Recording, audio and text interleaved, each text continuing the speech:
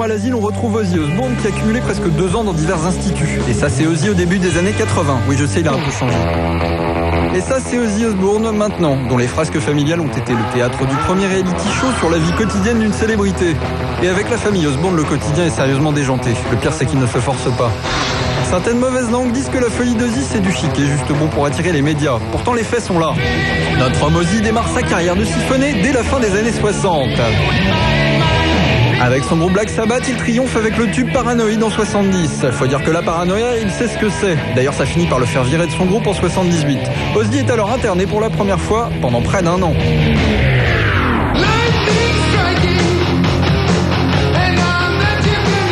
Durant les années 80, Ozzy continue ses frasques, qui le voit arracher la tête d'une colombe avec ses dents lors d'une réunion avec sa maison de disques. C'est la consternation générale.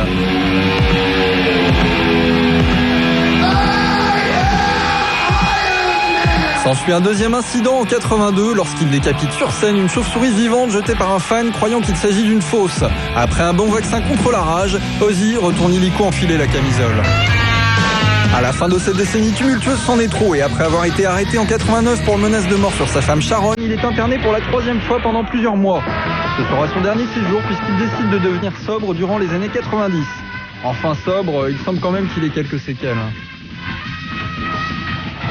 Vous savez, je suis vachement trop content. J'ai l'impression d'être en train de dormir et que je vais me réveiller. Toujours est-il que le monsieur s'est désormais racheté une conduite et est devenu un respectable sujet de sa majesté. Et il compte même des gens très puissants parmi ses fans. Vous connaissez tous l'histoire de Sid, on ne va pas encore vous la raconter. Et si, il va falloir la raconter puisqu'il est en 2e position des musiciens ayant fait les plus longs séjours en asile psychiatrique avec presque 5 ans d'internement. Il s'agit de Syd Barrett. Ce nom ne vous dit peut-être rien et pourtant cet homme-là est le fondateur d'un des groupes les plus célèbres du monde.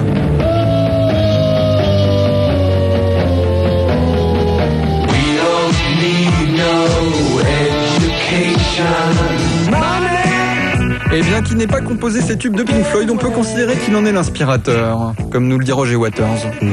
À nos débuts, Sid était la force créative de Pink Floyd. Syd Barrett fonde Pink Floyd en 66 avec ses amis Roger Waters, Rick Wright et Nick Mason. Et le succès est immédiat, spécialement en Angleterre.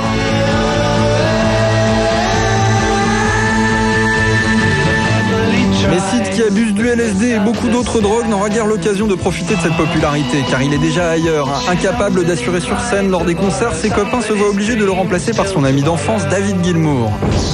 Quand Sid a disjoncté, les autres m'ont appelé à la rescousse. La mort dans l'âme.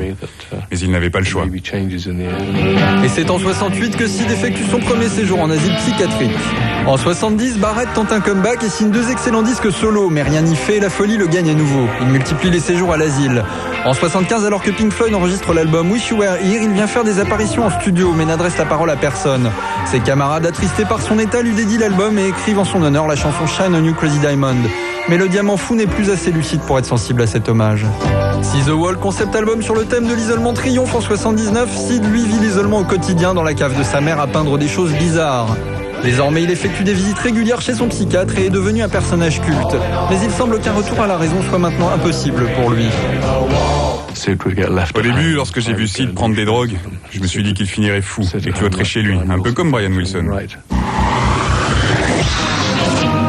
Eh oui, Brian Wilson, c'est précisément notre numéro 1 avec une période cumulée de 8 ans en asile psychiatrique. Et pourtant, rien ne laissait présager de cette folie lorsqu'il chantait les tubes insouciants de son groupe les Beach Boys au début des années 60.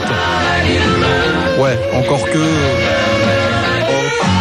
Dans les 60s, les Beach Boys sont le symbole de l'américain moyen, insouciant et bien nourri dont les tubes sont repris en chœur dans tous les foyers. Mais Brian Wilson va vite en avoir assez de cette image qui n'a rien à voir avec lui et ses ambitions musicales. À cette époque, il n'a qu'une obsession, faire de meilleurs disques que les Beatles. Et lorsque ceux-ci sortent Revolver en 66, il réplique avec Pet Sounds, qui reste le chef-d'œuvre du groupe.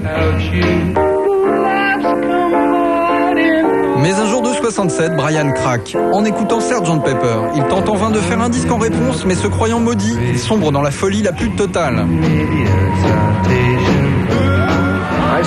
Je suis resté dans ma chambre pendant 3 ans et demi, sans bouger, à essayer toutes sortes de drogues. J'étais un vrai légume.